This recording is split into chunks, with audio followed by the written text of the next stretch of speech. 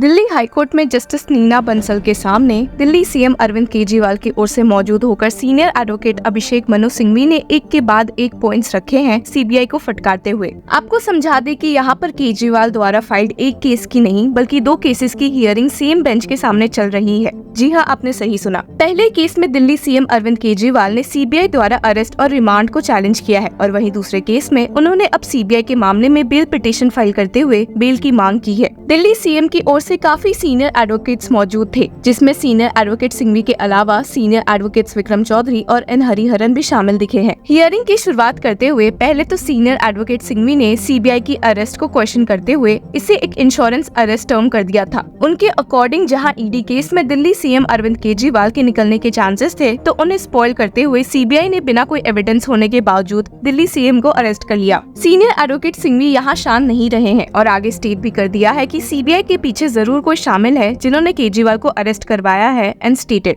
Common sense tells you there can't be any grounds of arrest in this kind of situation. The special judge grants me bail on June 20. It is clear as daylight that psychological winds of changes are growing in CBI's mind. I won't say it's CBI, I would say there are others in whose mind there is psychological change. जब senior advocate Singhvi के argument CBI की arrest और remand को challenge करने वाले case में खत्म हुए, तो उन्होंने बेल मामले में अब अपने आर्गुमेंट्स रखे हैं और उन्हें फटकारते हुए सीबीआई की ओर से एडवोकेट डीपी सिंह ने क्या कहा है, आगे देखते हैं। बेल की मांग करते हुए सीनियर एडवोकेट सिंघवी ने कहा है कि कैसे दिल्ली सीएम अरविंद केजरीवाल को ईडी केसेस में अब तक 3 बार बेल मिल चुकी है, इसके बावजूद कि उन केसेस में कहा जाता है कि बेल आसानी से नहीं मिलती, and stated, I have already got bail. I have been released thrice. Unless your lordships find earth-shattering, twice by Supreme Court and once by trial court, I have been released. Delhi CM Arvind Kejriwal triple test for bail को satisfy करते हैं। ये एक common sense की बात है, पर senior advocate Singhvi ने कहा कि वे हमेशा कहते ही हैं कि कॉमन सेंस भी इतनी कॉमन नहीं होती है, जिसके साथ उन्होंने ऐड किया कि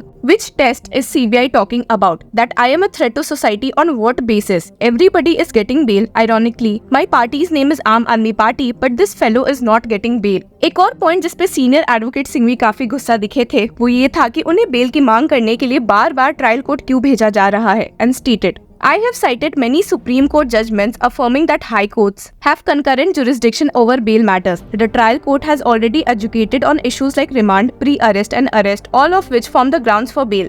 Why am I being compelled to approach the trial court again for bail when it has already addressed and resolved these matters? जिसके साथ ही उन्होंने कहा है कि अगर सीबीआई के आर्गुमेंट्स आज की हियरिंग में नहीं खत्म होते हैं, तो फिर दिल्ली सीएम अरविंद केजरीवाल को इंटरिम रिलीफ देनी ही चाहिए। जिसके साथ ही उन्होंने अपने सबमिशंस खत्म किए। हालांकि सीबीआई की ओर से मौजूद एडवोकेट डीपी सिंह ने सीनियर एडवोकेट सिंघवी को आश्वासन दिया कि we will continue till 4 PM because I have a flight tomorrow. I made a request to finish it today। और इसके बाद एक एक करके एडवोकेट डीपी सिंह ने सीनियर एडवोकेट सिंघवी के सबमिशंस को फटकारा है। तो सबसे पहले उन्होंने सीनियर एडवोकेट सिंघवी द्वारा इंश्योरेंस अरेस्ट की टर्म को गलत बताते हुए स्टेट किया कि As a prosecutor, I don't have a privilege to use terms which statute doesn't permit and has no meaning. Using term insurance arrest, power of arrest by office is one thing. It being tested by a court is another. Using such term is not justified. इसके बाद उन्होंने ये point उठाया है कि कैसे senior advocate Singhvi ने कहा है कि सीबीआई ने दिल्ली सीएम को जांच के लिए किस कैपेसिटी में बुलाया था, वो कंफर्म नहीं हुआ है,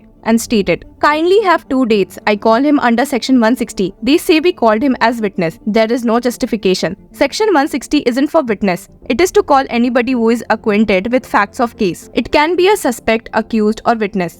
और सीनियर एडवोकेट सिंघवी के उस पॉइंट को भी फटकारा गया है जहां उन्होंने कई बार कहा था कि दिल्ली सीएम अरविंद केजरीवाल को 9 घंटे तक सीबीआई द्वारा इंट्रोगेट किया गया है। Advocate DP Singh stated, They say 9 hours were taken. He took his own time to answer questions. Every question was typed. When he was asked to go, he said, no, I have to read the entire thing. He made some corrections. There was a big crowd outside the CBI office wanting his release at the earliest. The question is, who will decide how to investigate a case? CBI को defend करते हुए आगे advocate DP Singh ने add किया कि as far as accused go, they have all special rights and privileges, and on the balance which statute provides, the privilege with investigating agency is far less than accused. आगे advocate DP Singh ने कहा भी है कि उन्होंने supreme court के judgement के बाद सारे रिलेवेंट डेटा और एविडेंसेस को मेंशन किया है and that there is nothing that I am keeping to my self. I have the right as to which chargesheet is to go first and which accused is to be called at what particular point of time. He is the chief minister. His role was not apparent because the excise policy was under excise minister. But when relevant, he was called.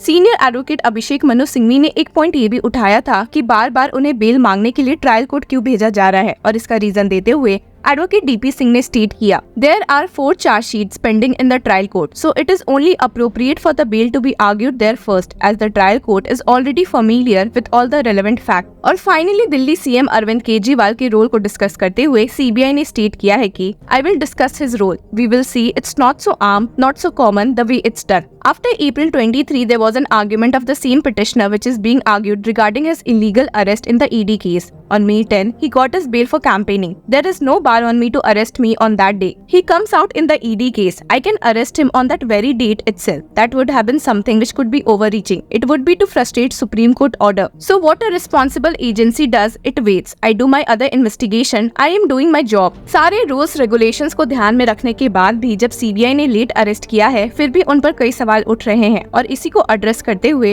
Advocate DP Singh ने सवाल करते हुए पूछ लिया, When do I arrest? Only after this court already granted complete stay on his release in the ED case. Where is the question? We don't deal with what can and what will happen. I have to show justification that it was not the way as they say to keep him inside. उन्होंने कहा कि इस मामले में CBI ने कोई भी insurance arrest नहीं की है, and that I don't know whether the court will allow his remand or will give him bail, but he would have been inside in ED case. Where is the issue of overreaching arrest? Because I don't want to use the term and give it any more credence. Senior advocate Singhvi के इस point को CBI council advocate DP Singh ने फटकारा है कि Delhi CM Arvind Kejriwal investigation में बाधा नहीं डालेंगे, और कहा कि उनके खिलाफ बहुत ही वैलिड रीजंस है सीबीआई के पास, and stated, I am justifying my reasons for arrest, I am saying that even the entire money which has gone to Goa elections, who goes there? Not Manish Sisodia or anyone else. It is this man who goes to Goa. There is evidence now, and they would have been influenced had he had not been taken into custody. Those witnesses tell very significant things. इसमें उन्होंने further add किया है कि who can influence or derail the investigation? It is this man. We had to have sufficient evidence for this. Right time could have been now, and also when he got released. I have to develop a subjective satisfaction, and I did. Court का माहौल थोड़ा funny भी हो गया था जब senior advocate Singhvi ने गलती से केजरीवाल को as former chief minister refer कर दिया था, जिस पे जस्टिस नीना बंसल भी मुस्कुराते हुए पाई गई थी। और इतने आर्गुमेंट सुनने के बाद उन्होंने चैलेंज टू सीबीआई अरेस्ट के मामले में अपना जजमेंट रिजर्व कर लिया है और बेल मैटर को 29 जुलाई के लिए लिस्ट किया है। इसी बीच देखते हैं कि क्या दिल्ली हाई कोर्ट अरविंद केजरीवाल को इंटरिम बेल दे सकता है या नहीं। इस मामले में आपकी क्या राय है, हमारे साथ जरूर शेयर करें। Until then keep following Law चक्रा।